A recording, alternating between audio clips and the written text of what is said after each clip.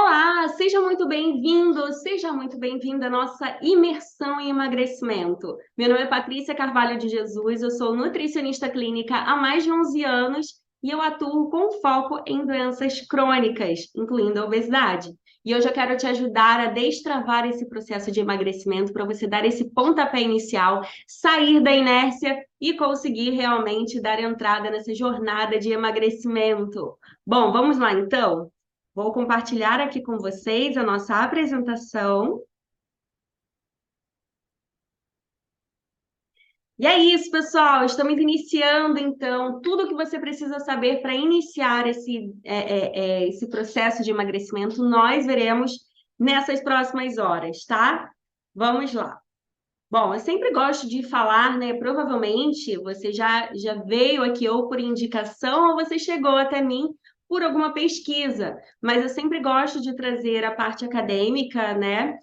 Mas além dessa questão, né, de ser empresária, de nutricionista, pesquisadora, professora universitária e ter essas experiências assim, né, acadêmicas e profissionais também, eu gosto muito de focar nisso aqui, tá? Eu sou muito preocupada com a evolução nutricional da população. Hoje, por exemplo, né, se a gente para ver, mais da metade da população brasileira adulta está com excesso de peso, ou com sobrepeso, ou com algum grau de obesidade, tá? E a gente sabe hoje que essa obesidade é o que a gente chama de tempo dependente. O que que significa isso? Quanto maior o seu tempo exposto, né, apresentando esse quadro de obesidade, maiores serão as consequências ruins para o seu organismo, ruins para o seu metabolismo. Então, é muito importante que você comece o quanto antes o seu tratamento para que você saia dessa faixa de risco para a sua saúde, tá bom? E aí, quando a gente fala de evolução nutricional, eu vou focar aqui na questão, né, do adulto, né? Mas as crianças e os adolescentes, eles também estão no crescente em relação à quantidade, né, de pessoas que estão apresentando o excesso de peso. Então, isso é muito importante pelo que eu acabei de comentar com vocês, né? Então, imaginem uma criança ali com obesidade, com excesso de peso, que ela vai ficar a fase da adolescência com isso, depois a fase adulta, além das questões psicológicas, emocionais, que obviamente podem acabar ocorrendo, né? A gente tem que ter um cuidado maior com essa criança, com esse adolescente. Quando ela chegar na fase adulta, ela já pode ter apresentado uma série de alterações realmente no metabolismo, tá? Bom, eu estou numa luta constante aí desde que eu me formei pela questão da individualização da conduta, o que a gente chama de nutrição de precisão, né? Mas antes desse nome aí vir à tona dentro das especialidades da nutrição clínica, é, eu sempre tive em mente a questão do paciente chegar na sua presença, né? E sair da sua presença melhor do que chegou.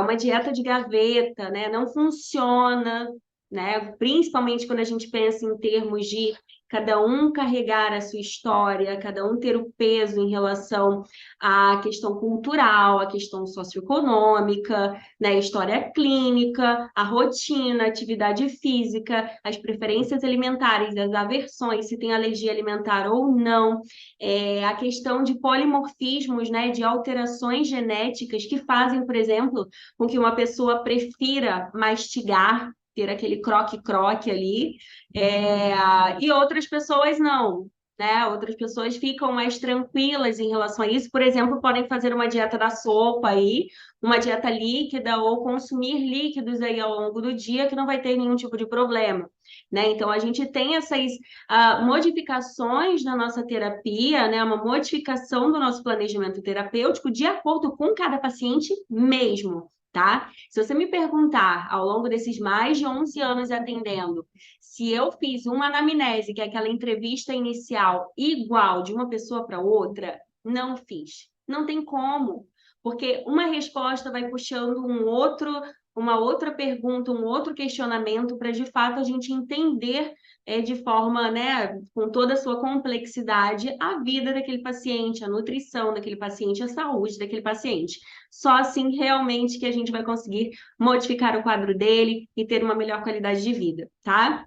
E atualmente eu dou aula, né, sobre isso, eu sou chamada para palestrar sobre esse assunto, sobre a questão de acolhimento, de humanização e de individualização de conduta, então é algo realmente que eu luto desde sempre. Bom, sou também uma pessoa muito incomodada em ver pessoas sendo influenciadas por outras, que falam algumas questões que não são verídicas, não têm embasamento científico, né? Que não tem noção nenhuma de nutrição, de alimentação, às vezes expõe o seu cardápio, expõe a sua dieta ali numa rede social, as outras pessoas copiam, e aí podem até causar algum tipo de malefício para a sua própria saúde. Então, é importante também a gente lutar em relação a isso, tá? Também sou uma pessoa assustada com a falta de olhar para as dificuldades dos pacientes. Eu sempre falo para os meus alunos, é muito fácil a gente calcular uma dieta perfeita em termos de nutrientes, carboidrato, proteína, lipídio. Mas e aí, será que o paciente vai conseguir seguir metade do que você colocou? Ele vai seguir por uma semana só? Ou ele vai conseguir seguir por um mês? 2, 3 meses? Então, essa é a parte fundamental. Quais são as dificuldades que você tem na hora de seguir uma dieta? Você já seguiu uma dieta para valer, pensando no emagrecimento? Qual foi a sua maior dificuldade? Ah, Patrícia, não tive nenhuma dificuldade. Eu consegui seguir a dieta certinho durante uma semana, mas depois eu relaxei. Então, essa dieta não foi perfeita para você. Então, aquela dieta montada para você, aquela modificação de hábitos, ela deve levar em consideração todas as dificuldades que você pode encontrar pelo caminho. Ela tem que te preparar, na verdade, a conversa, né, que você tem, por exemplo, com um nutricionista, ela tem que te preparar para diversas situações que podem ocorrer no teu dia a dia, que você vai expor isso em consulta, obviamente, e você já vai saber lidar com aquilo quando ocorrer, tá bom?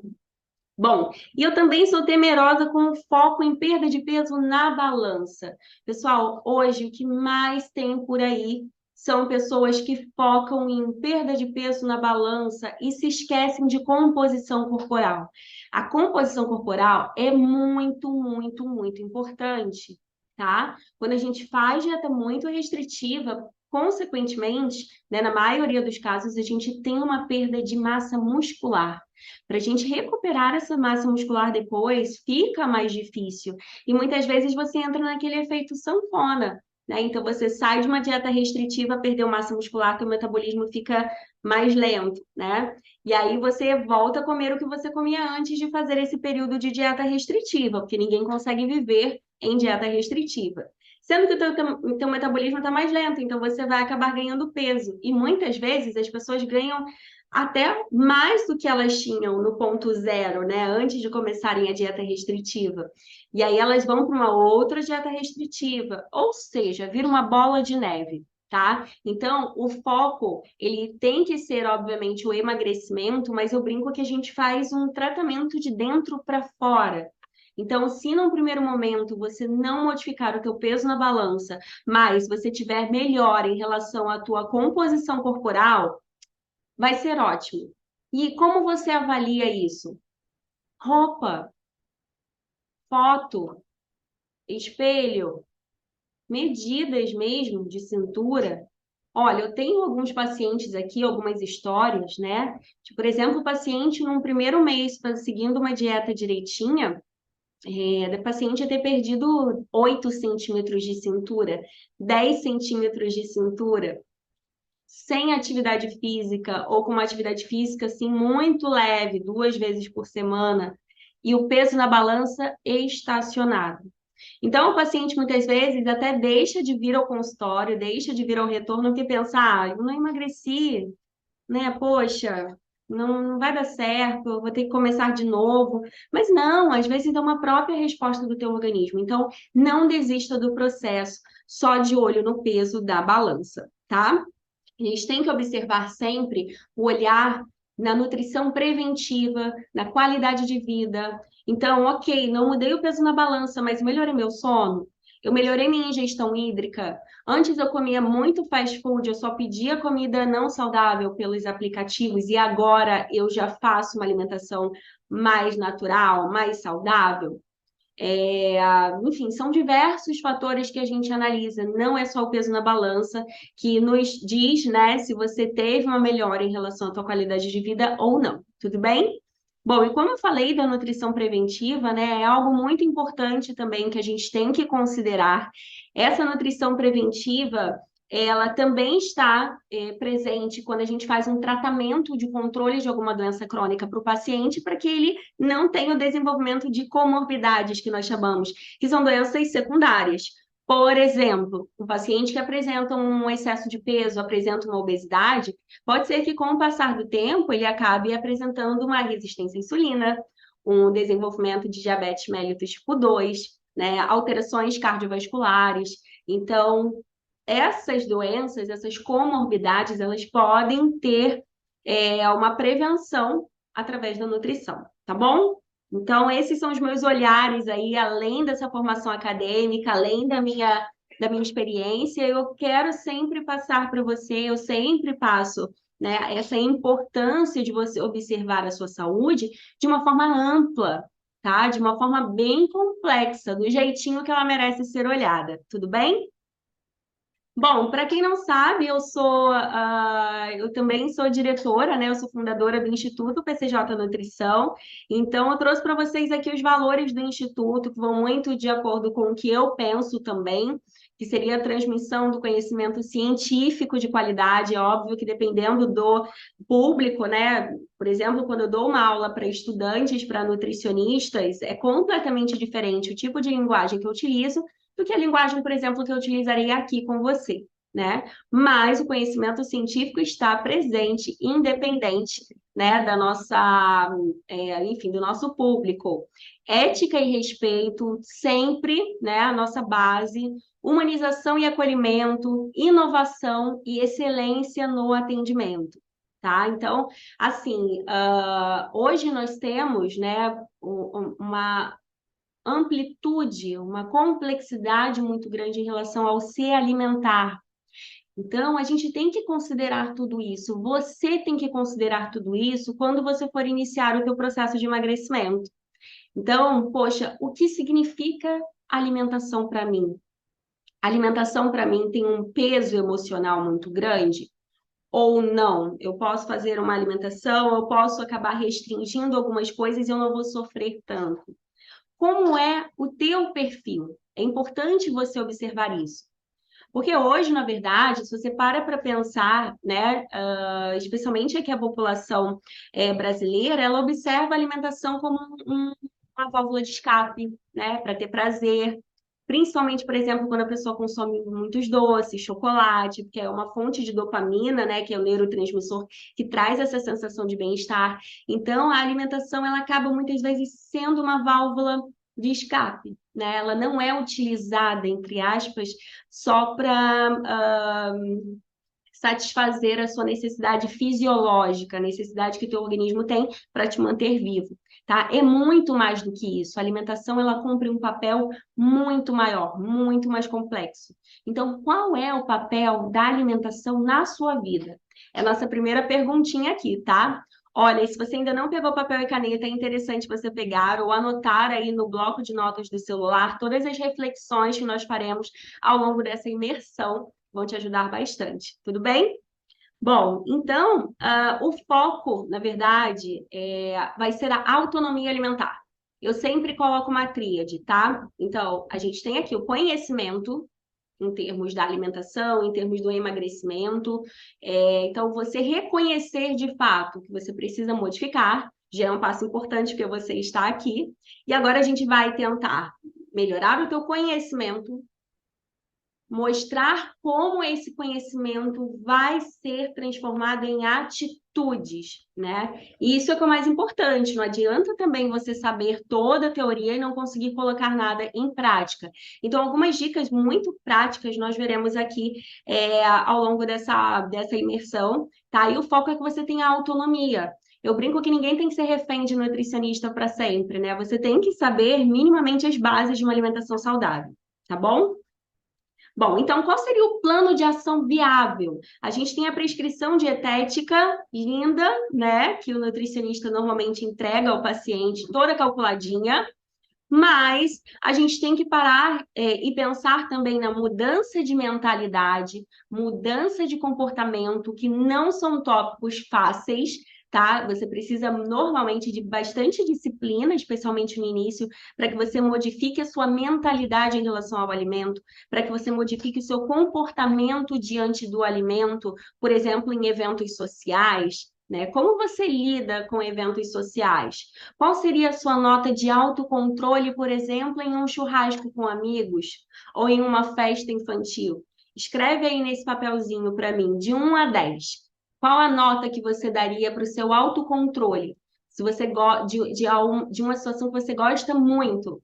Por exemplo, Patrícia, eu adoro os quitutes, os lanches que são oferecidos em festa infantil. Ok, se você fosse numa festa infantil hoje, qual seria o seu nível de autocontrole? Não estou falando não comer, tá? Autocontrole de quantidade, ou então eu gosto de tudo, mas o que eu vou priorizar comer hoje? E aí você escolhe aquele alimento específico, né? Ah, eu gosto do docinho e do bolo, mas eu prefiro comer o bolo. Eu prefiro comer o docinho. Então, essas questões de comportamento, de mentalidade, muitas vezes vêm de uma quebra de padrão de pensamento. Muitas vezes nós temos algumas escolhas alimentares que elas vêm diretamente do nosso emocional. Ai, caramba, docinho, festa, bolo, me lembra minha infância, eu gosto muito, vou comer. E quando você viu, você já comeu, né? Então, o que eu sempre proponho é o seguinte: tenta fazer uma quebra. Temos 3 perguntinhas especiais, mágicas aí nesse processo de quebra, tá? Pode ser que você responda não para tudo, pode ser que você responda sim para tudo, mas o importante é você quebrar esse ciclo de emoção, comida, ok? Só de você inserir um pensamento aqui já faz com que você ganhe consciência no teu processo de alimentação. Então pode ser que você me fale, Patrícia, eu fui na festa e eu comi o salgadinho, eu comi o docinho, eu comi o bolo, eu quis comer. Tá ótimo, aproveitou? Maravilha, isso é importante. Não ficar com arrependimento depois, não ficar com sentimento de culpa, mas você teve consciência em relação a esse processo. Tudo bem? Então, anota aí as 3 perguntinhas aí que você deve se fazer. A primeira delas é: eu posso comer determinada coisa? Sei lá, vou colocar aqui o bolo, tá? Eu posso comer o bolo? Eu quero comer o bolo? E a terceira pergunta é: eu preciso comer o bolo? Tudo bem? Como eu falei, pode ser que você responda sim para tudo, pode ser que você coma o bolo sem problema nenhum, ok? A questão aqui é a gente fazer uma mudança de mentalidade.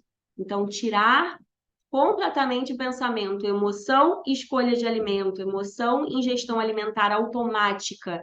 Então, a gente vai quebrar isso. A gente vai pensar, a gente vai refletir e tomar uma decisão se eu quero ou não comer determinado alimento. Tudo bem? Bom, e como terceiro tópico aqui, né, terceiro pilar do nosso plano de ação viável é a mudança de hábitos de vida, que a gente chama ali na medicina do estilo de vida, né? Temos 6 pilares dentro desse escopo. Um desses pilares é uma nutrição saudável, né? Então a gente acaba observando também essa mudança de hábitos de vida. Então, observem que no processo de emagrecimento a gente não foca apenas em uma coisa. A gente tem que ter essa tríade bem montadinha, tá? Então, a gente tem que ter uma dieta calculada, ou enfim, se você não tiver acompanhamento nutricional, não for possível para você nesse momento, tente seguir uma alimentação saudável com base no que a gente vai falar aqui hoje, tá? Tenta estabelecer essas mudanças de mentalidade, mudanças de comportamento, também vou trazer mais para frente mais a respeito desse assunto, e mudanças de hábito de vida também focadas na medicina do estilo de vida, nos 6 pilares da medicina do estilo de vida.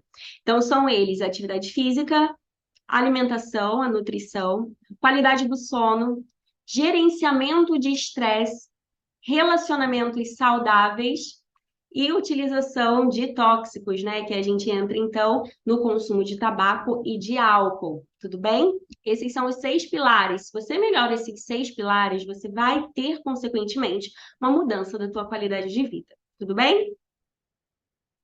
Bom, então, um ponto também que a gente deve se perguntar, né, nesse início dessa imersão, seria o seguinte: qual a sua meta de perda de peso? Você tem alguma meta de perda de peso hoje?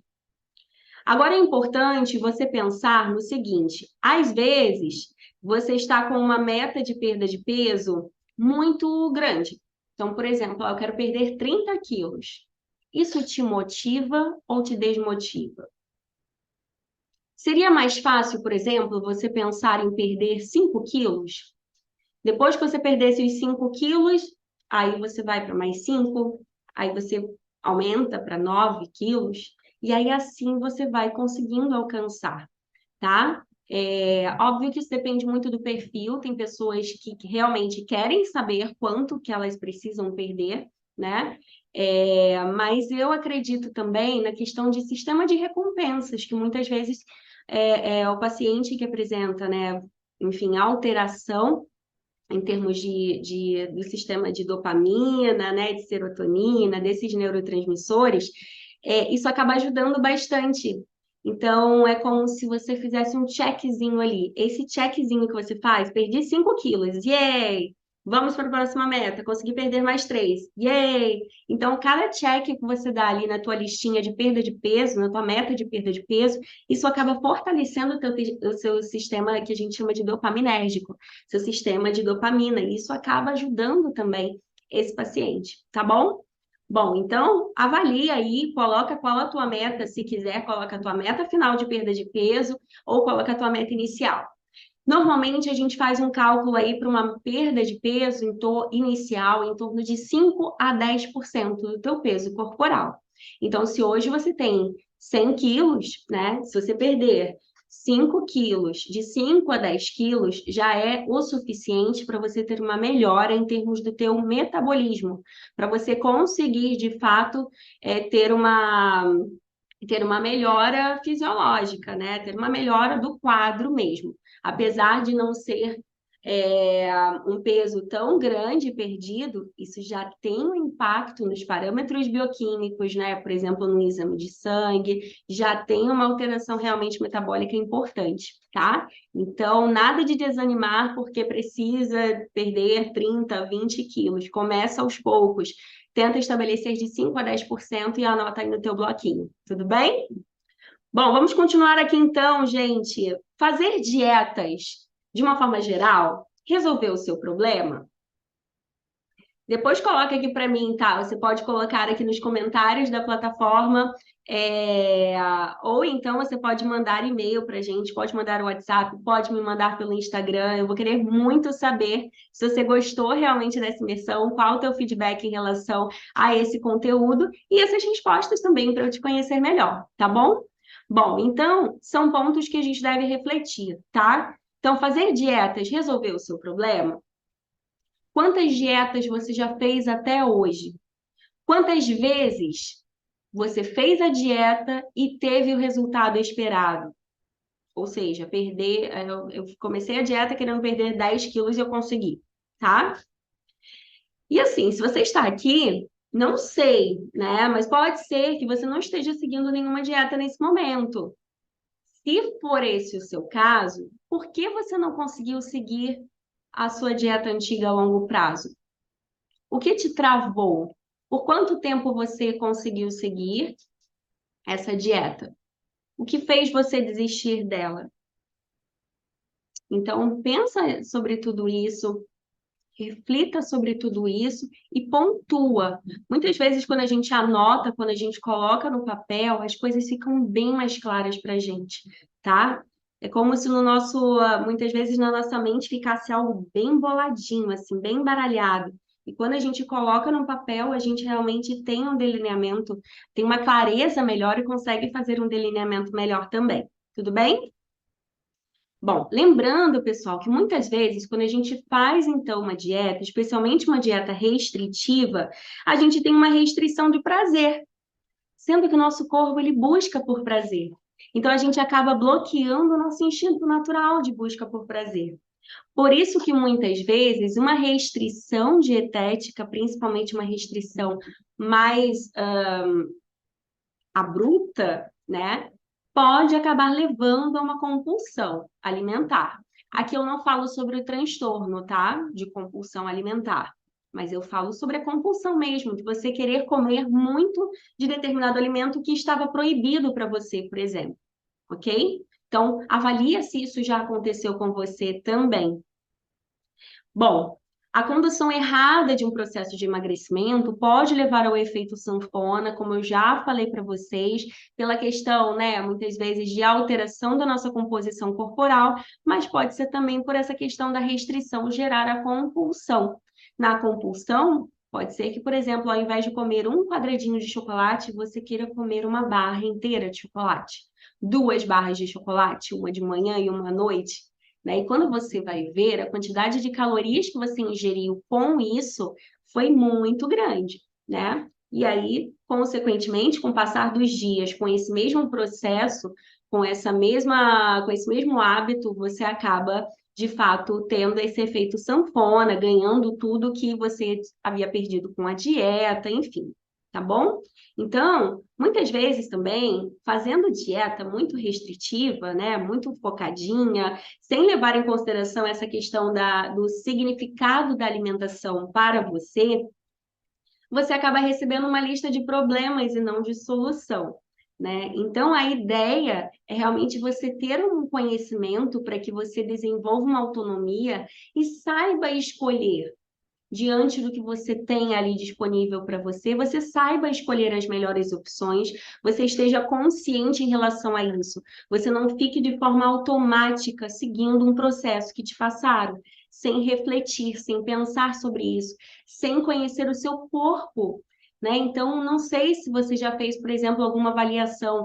Ah, quando eu comi é, só o pãozinho, eu fiquei com fome 2 horas depois. Quando eu comi o pãozinho com queijo ou com o iogurte, eu só fiquei com fome 4 horas depois. Quando eu coloquei o pãozinho, o queijo, o iogurte, ainda botei umas nozes, isso durou mais tempo ainda. Quando eu tirei o iogurte, deixei só as nozes, quanto tempo que durou a tua saciedade? Esses pontos de autoconhecimento, eles são muito importantes. Se você fizer um acompanhamento nutricional, vai ser muito importante. E se você não fizer, também vai ser muito importante, para que você, de fato, consiga se entender, né? Você consiga entender, por exemplo, que você acordou com muita fome porque no dia anterior à noite você não se alimentou muito bem, você não comeu os grupos alimentares que seriam necessários para você. Então, isso te dá realmente um poder de escolha maior, um poder de decisão maior. Tudo bem? Você não vai ficar tão perdido assim, seguindo a mudança de hábitos. Bom, então, com essa dieta também, provavelmente você não aprendeu a comer de forma equilibrada e autônoma, não aprendeu a ter conhecer o seu corpo, né? A entender os sinais do seu corpo, e pode ser também que essa dieta tenha ativado alguns sabotadores. Para você, em termos de fazer novamente uma dieta, de seguir uma alimentação mais saudável ou não, né? Então, tem pacientes, por exemplo, que saem de um período de dieta direitinho e depois eles só vão comer alimentos não saudáveis, né? Parece que sai do 8 para o 80. Então, pode ser que isso tenha acontecido com você, ou um desses tópicos, ou todos os tópicos, e está tudo bem, porque agora a gente vai começar a modificar esse pensamento, tá bom?